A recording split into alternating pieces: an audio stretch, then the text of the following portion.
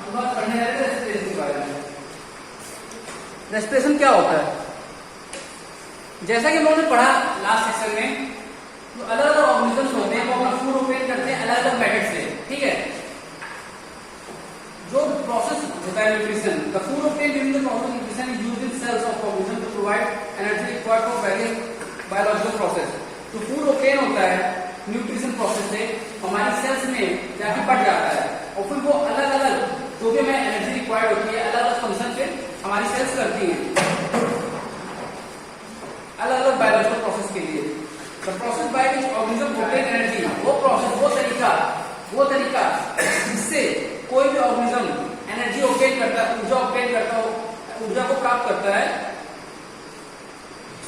खाने का प्रयोग करके, खाने को यूज करके, in the cells is called respiration. Cells पता है कोशिका, ठीक है।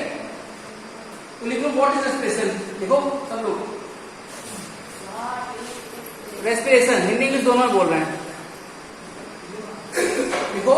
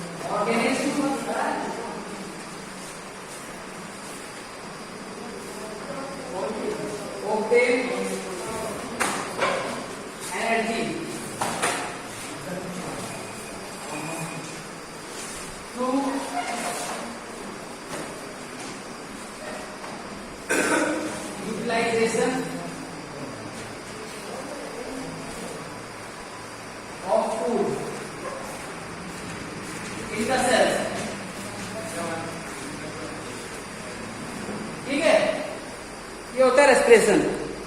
सभी जीवों में कोष के स्तर पर ऑक्सीजन की उपस्थिति में, सभी जीवों में कोष के स्तर पर ऑक्सीजन की उपस्थिति में जैविक ऑक्सीकरण की क्रिया को श्वसन कहते हैं। सभी जीवों में कोष के स्तर पर ऑक्सीजन की उपस्थिति में जैविक ऑक्सीकरण की क्रिया को श्वसन कहते हैं। सभी जीवों में कोष के स्तर पर ऑक्सीजन की उपस्थिति में जैविक ऑक्सीकरण की क्रिया को श्वसन कहते हैं, ठीक है।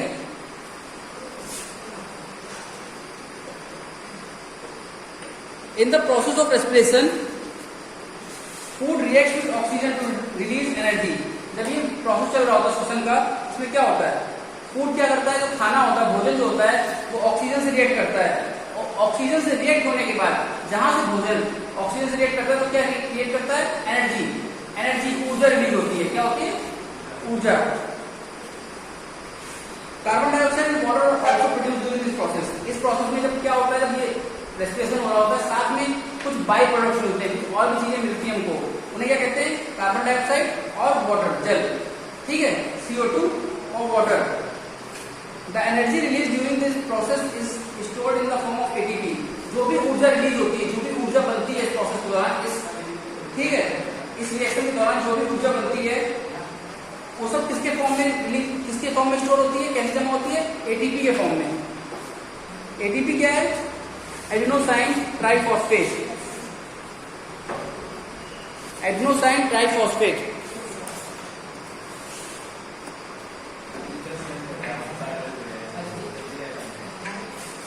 तो जो रेस्पिरेशन के प्रोसेस के दौरान जो ऑक्सीजन होती है वो रिलीज करती है एनर्जी, ठीक है।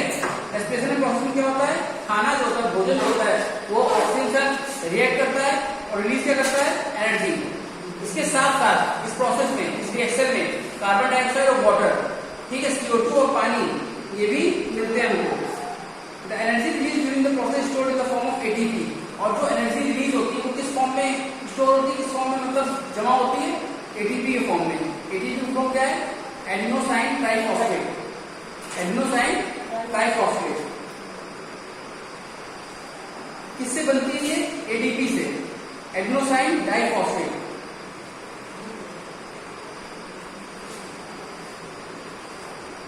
The ATP breaks down into ADP and pi, thereby releasing energy for useful work whenever and wherever required. जो ATP होता है, यही जो था एडेनोसाइन ट्राइफॉस्फेट, ये ब्रेक डाउन होता है, टूटता है किसके फॉर्म में? ADP और पाई के फॉर्म में।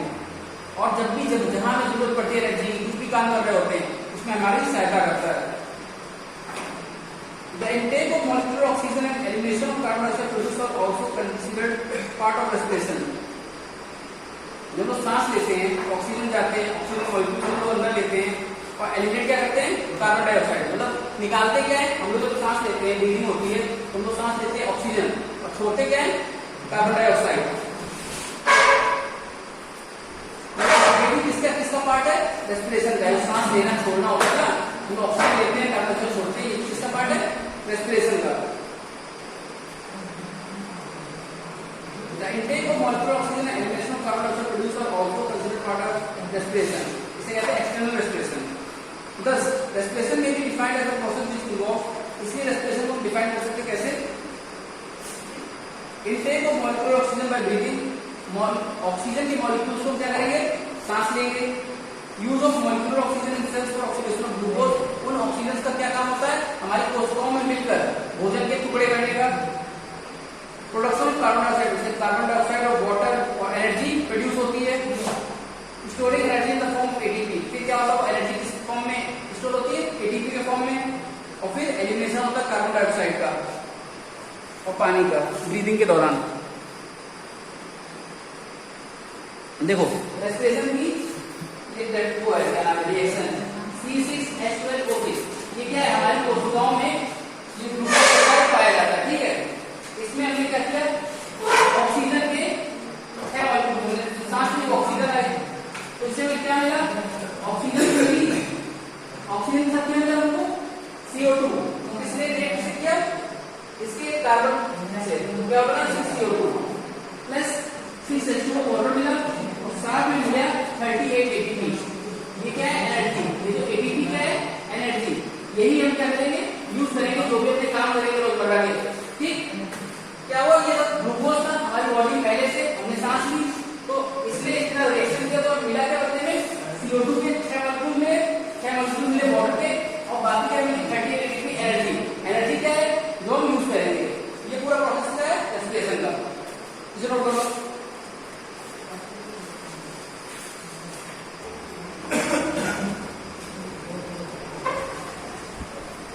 अब पढ़ते breathing and respiration.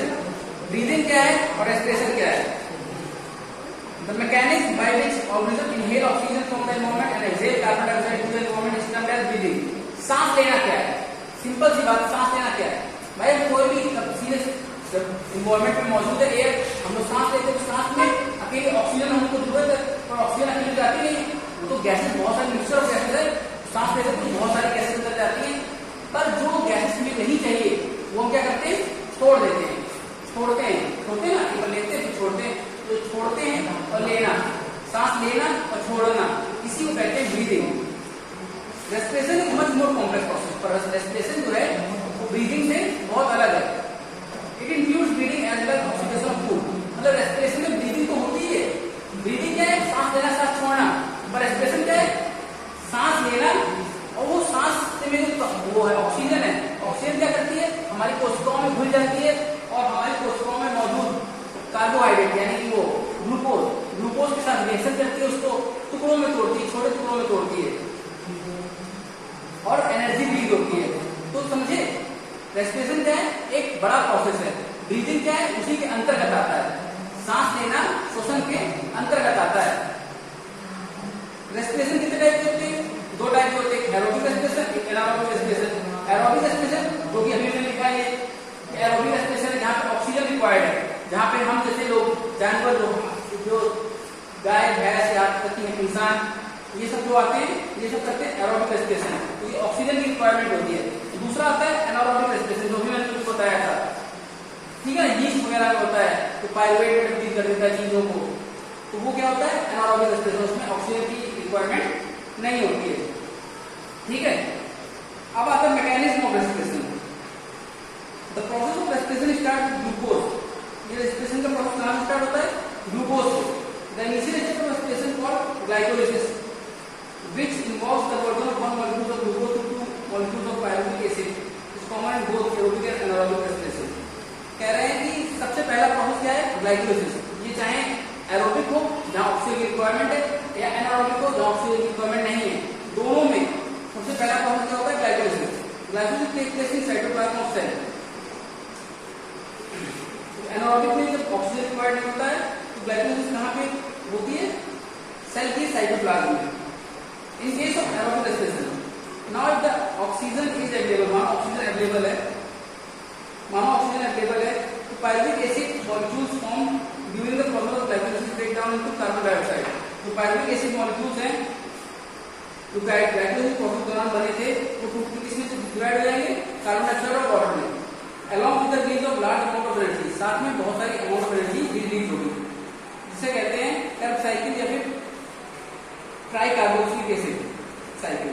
This process take place in mitochondria of cell. ये प्रोसेस कहां पे होता है? सेल के माइटोकॉन्ड्रिया में। In case of anaerobic respiration कह रहे हैं when the oxygen is absent, मानो ऑक्सीजन नहीं है, various organic bacteria animals and plant break down pyruvic acid into various organic compound. तो ये जो जितने भी एनिमल्स हैं, बैक्टीरिया हैं जहां पे ऑक्सीजन रिक्वायर्ड नहीं है, क्या करते हैं? पायरुविक एसिड को डिवाइड करते हैं ऑर्गेनिक कंपाउंड में कि उनके पास किस तरह के एंजाइम है, ये डिपेंड करता है। ठीक है, इतना ही रखो आज के लिए, इसके बाद कल पढ़ाएंगे।